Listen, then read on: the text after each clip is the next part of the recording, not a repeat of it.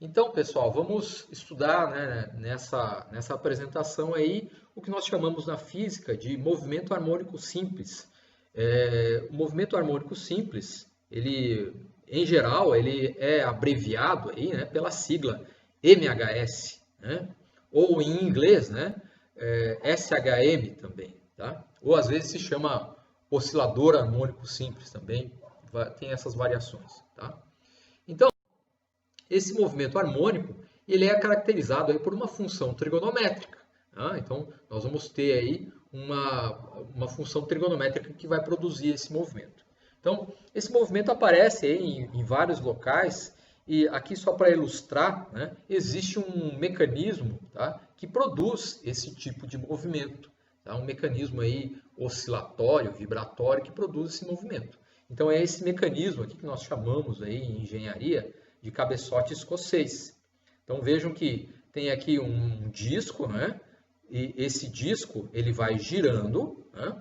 Numa certa velocidade de rotação, numa certa velocidade angular, e conforme ele gira esse pino aqui, ele vai deslizando nessa guia, tá?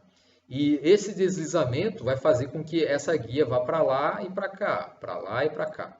Então vejam que o movimento de rotação ele está associado, né, sempre a uma oscilação. Nós podemos, a projeção de um movimento de rotação nos fornece uma oscilação. Tá?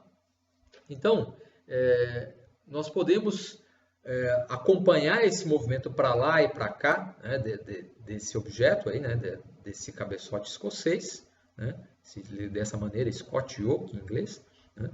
Então, esse movimento é para lá, para cá, para lá, para cá, para lá e para cá. Se você traça esse gráfico em relação ao tempo, nós vamos ter uma função desse tipo.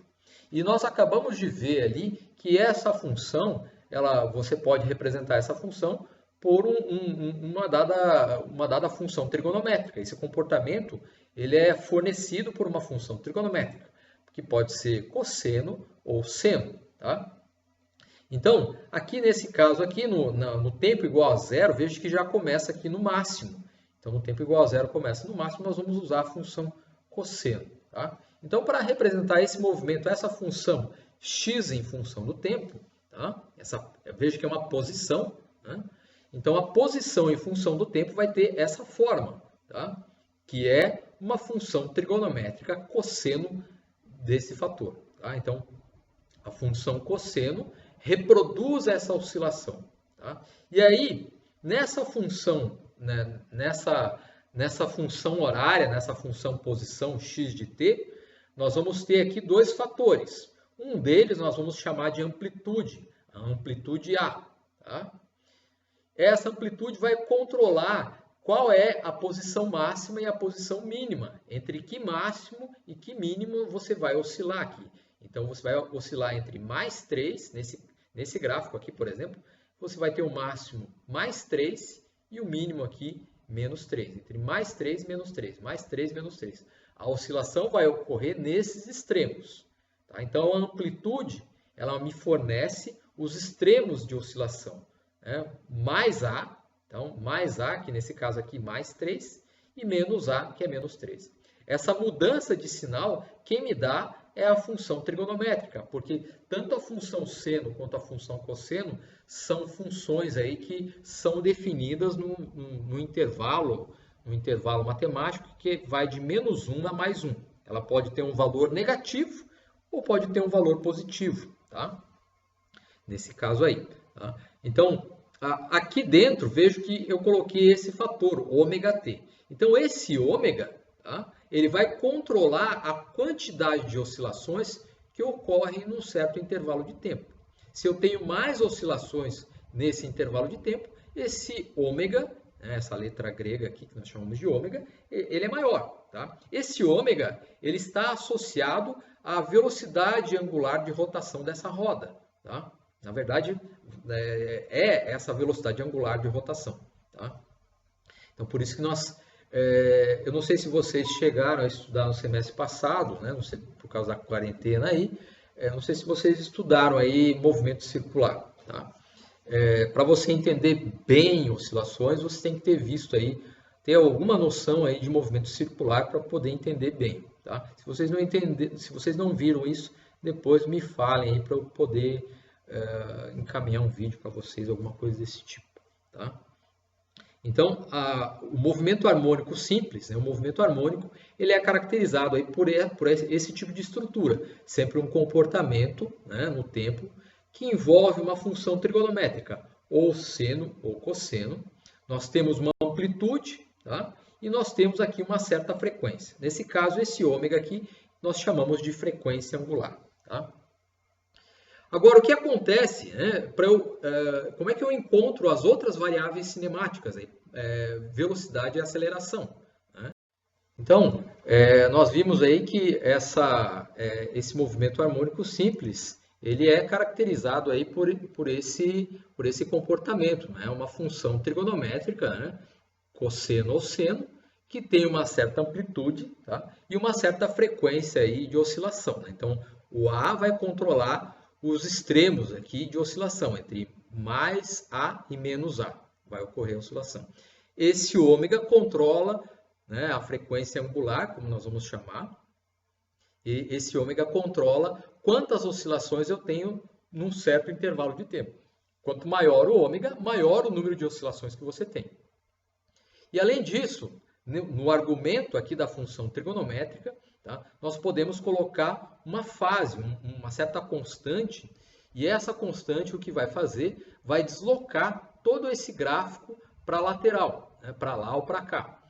E esse deslocamento vai fazer com que você comece numa determinada posição específica. Em vez de começar no zero ou no máximo, eu posso começar num lugar aqui qualquer. Tá? Então, eu posso começar, por exemplo, daqui, ou daqui, ou daqui, ou daqui. Então, o movimento, ele pode ser, o início do movimento, ele pode ser controlado determinando quem é essa fase. Tá?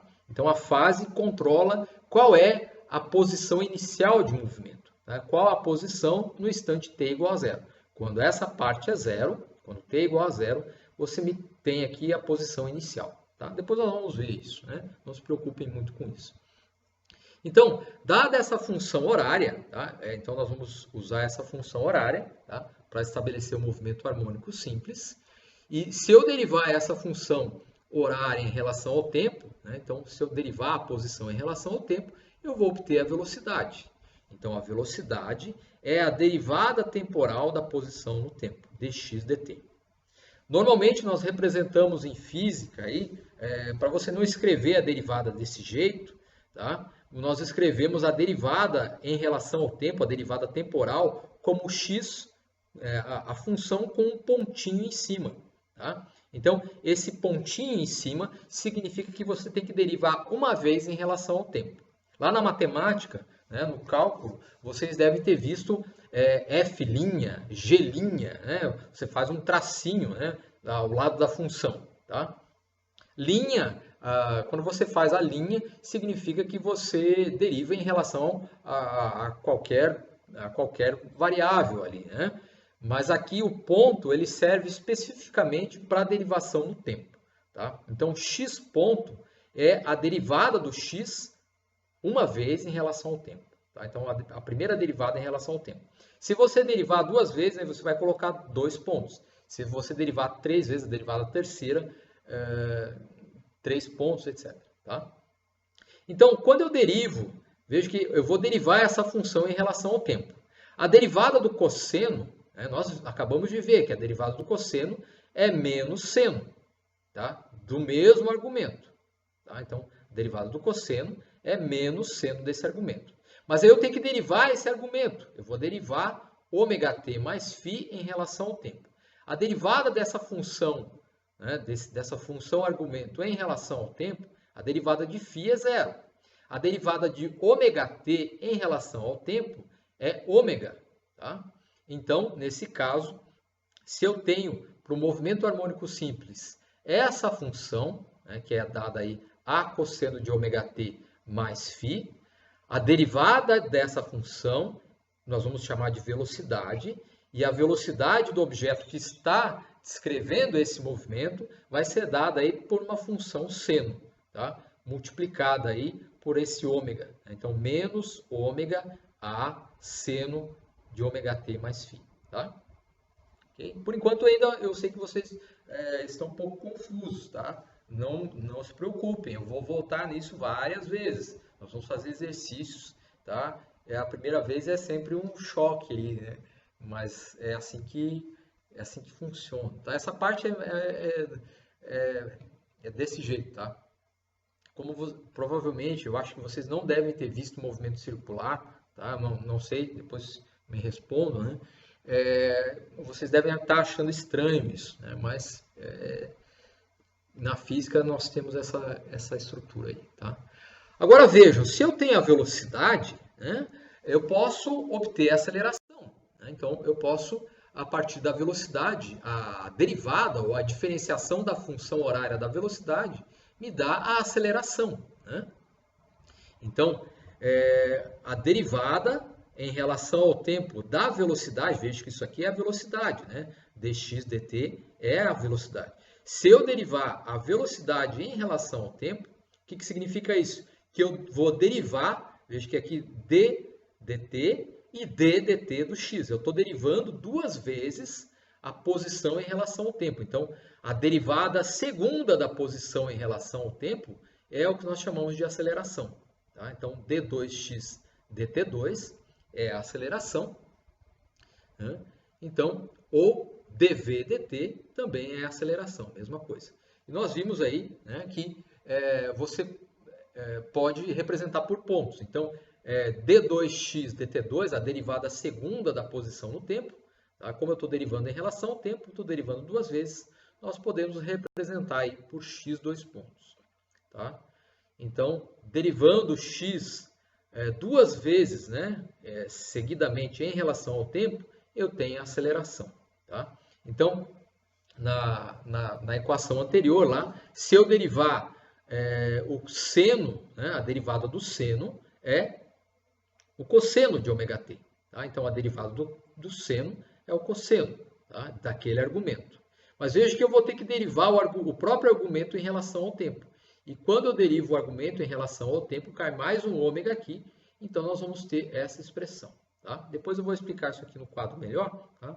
Então, a aceleração, derivando o v, né, no slide anterior, né, eu não posso voltar aqui que dá erro. Né? No slide anterior, eu tinha a velocidade. Tá? E se eu derivar a velocidade em relação ao tempo, eu vou obter essa expressão. Tá? Então vejam aqui, né, que a aceleração é 2d2x dt2. Tá? E essa parte que aparece aqui, a cosseno de ômega t mais φ, essa parte é o próprio x que nós começamos. Então, esse é a própria função horária x de t que caracteriza o MHS, o movimento harmônico simples. E vejo que essa função ela está multiplicada por esse fator menos ômega ao quadrado. Tá? Então, a equação que caracteriza o movimento harmônico simples é essa equação diferencial. Tá? Uma equação algébrica é uma equação que envolve aí operações algébricas que normalmente vocês estão acostumados na matemática. Agora, nós vamos trabalhar com equações diferenciais. Na Física 2 vão aparecer muitas equações diferenciais. E essas equações, tá, para você resolver, envolvem derivadas. Nesse caso aqui, eu tenho uma derivada segunda em relação ao tempo. Então, essa derivada segunda em relação ao tempo, ela é proporcional. Tá? Tem um fator multiplicativo aqui, menos ômega ao quadrado. A derivada segunda em relação ao tempo, ela é proporcional à própria posição. Tá? Então, eu posso passar esse termo para o outro lado. Né? Tá? Então, a equação que caracteriza o movimento harmônico simples, então passa esse termo para o outro lado, ele vai ficar positivo. d2x dt2 mais ômega ao quadrado x é igual a zero. Tá? Então, nós vamos ver essa equação, tá? E nós vamos ver qual sistema produz essa equação. Tá? Então, a solução dessa equação diferencial é muito fácil, né? Na verdade, nós partimos dela, né? A solução dessa equação diferencial é essa função aqui, tá?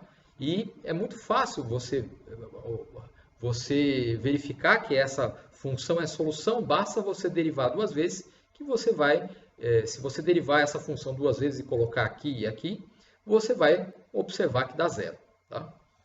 Então, esse é o movimento harmônico simples, essa é a equação diferencial que caracteriza esse movimento e essa é a solução espaço-temporal que define esse movimento, ok?